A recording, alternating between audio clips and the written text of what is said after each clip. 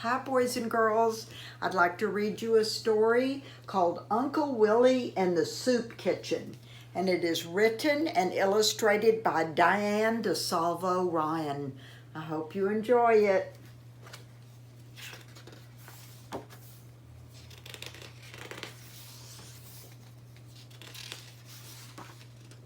Talk to me, says Uncle Willie when he picks me up from school.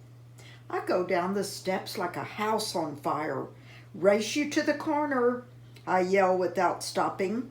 Uncle Willie pretends to wobble on his string bean legs. He makes me laugh so hard that he gets to the corner before I do.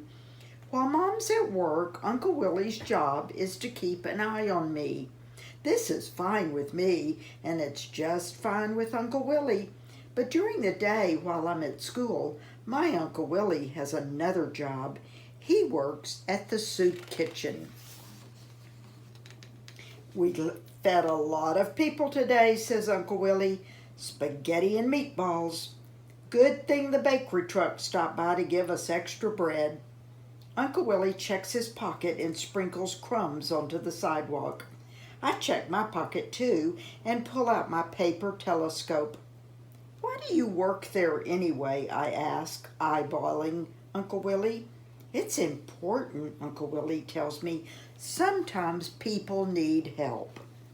Way up the block, I hear the can man's clankety cart piled high with empty cans he finds in our neighborhood. My mom says he can cash them in for money at the supermarket. Whenever I see the can man, he is pushing his shopping cart in the street.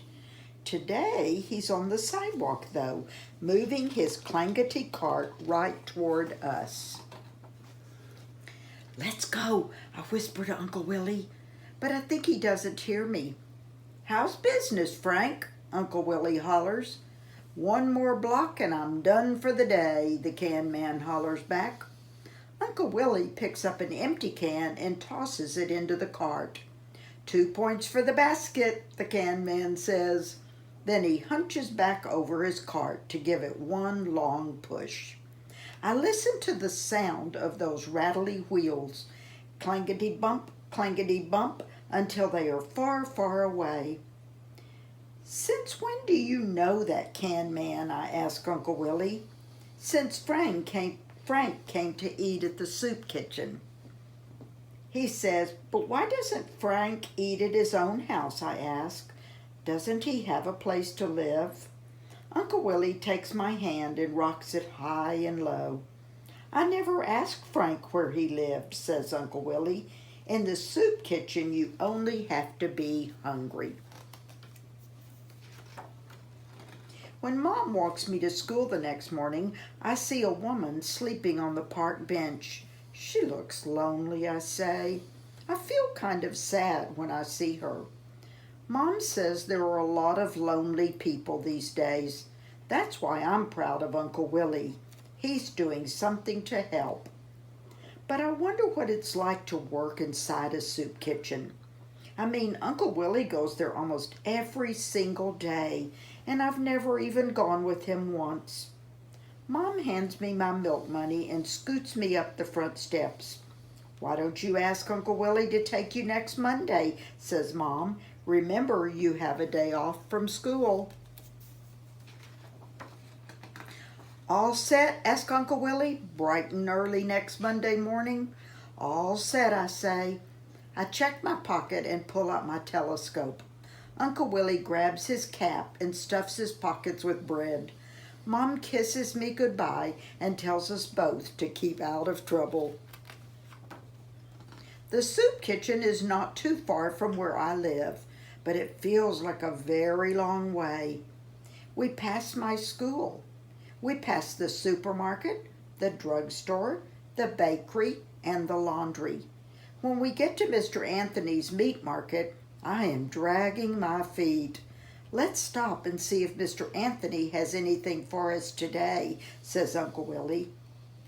Mr. Anthony's door has a little bell on top that rings whenever it opens. Hello already, Uncle Willie hollers. Hello yourself, Mr. Anthony says. Have I got something special for you? When Mr. Anthony comes out from the back, he hands Uncle Willie a lumpy brown bag. He gives me a brown bag too. "Chicken for the soup," Mr. Anthony tells us. "Food for a feast," says Uncle Willie. The little bell rings again when the door closes, and I wave goodbye through the big front window. When we turn the corner, Uncle Willie points to a small brick building. It looks old and kind of run down from the outside. "Here we are," he says. A woman opens the big white door.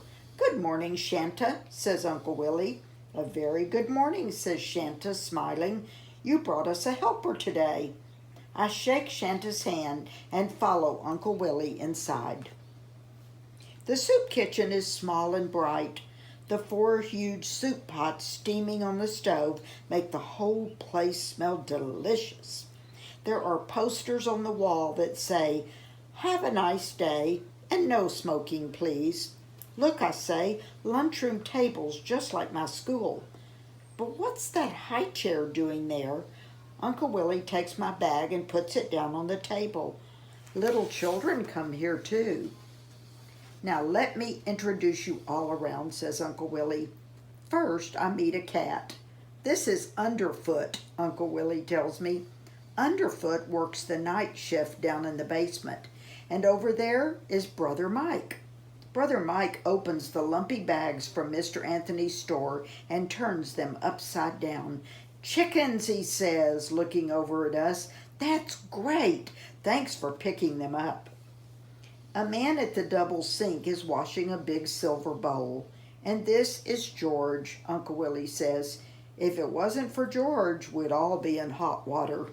Uncle Willie ties an apron on and helps me tie one on too.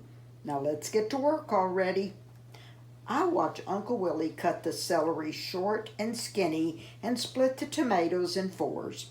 He chops the potatoes and parsley and onions and tosses some into each soup pot. He smiles at me and jiggles a carrot. "Perfect," Uncle Willie hoots, and finishes off the string beans. "Will you help me sort the fruits and vegetables?" Shanta asked.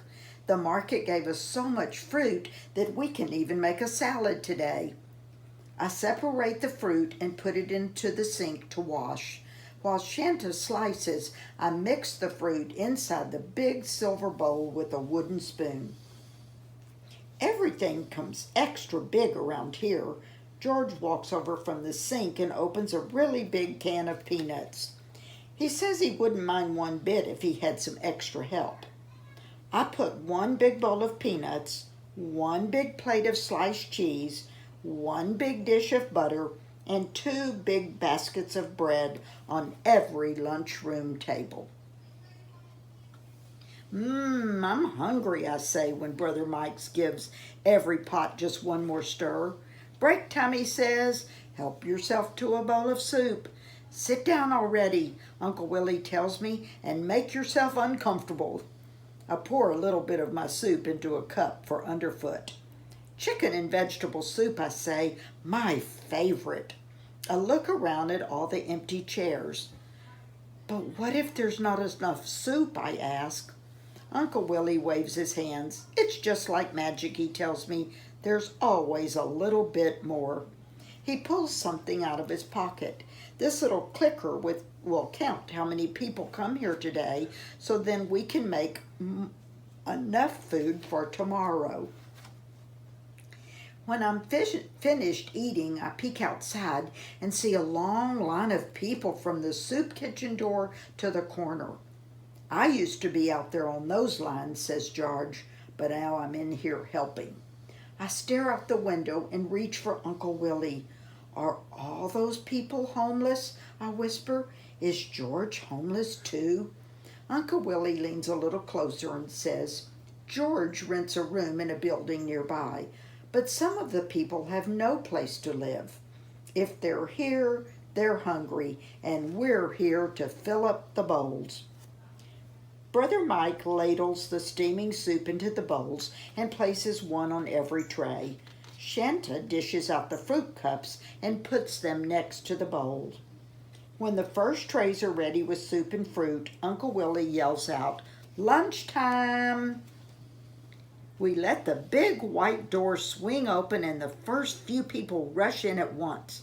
The soup is nice and hot, right from the pot, hollers Uncle Willie. He says hello to just about everybody who comes in. And how are you, Double Jim? Asks Uncle Willie. Double Jim points to his belly and laughs. I'm twice as hungry and 2 times as big, he says. There are so many people pushing in at once that I can't see inside anymore. Some of the guests try to shake my hand, but I stand stiffly against the door. He's got a day off from school, announces Uncle Willie, keeping his hand on my shoulder. So he came by to see where I work. There's Frank the can man, I whisper. Hello there, Frank, says Uncle Willie, showing him the boxes of fruits and vegetables. Help yourself. We have extra today. In no time, the soup kitchen is full. Shanta fills up the fruit cups one after the other, while Brother Mike fills up the bowls. All of a sudden, it sounds to me as if everyone's talking at once. People go up to the counter and say, "This soup is great. Can I have seconds?" You gave her more chicken than you gave me, but I was in line first. We need more bread on our table, please. We want more butter on ours. More cheese on ours. I watched the guests go in and out. First hungry, then full. First hungry, then full. Come on in, calls Uncle Willie. George is walking back and forth. He picks up the dirty dishes from the counter and carries them back to the sink. I can hear the soup spoons go clink, clink, clink.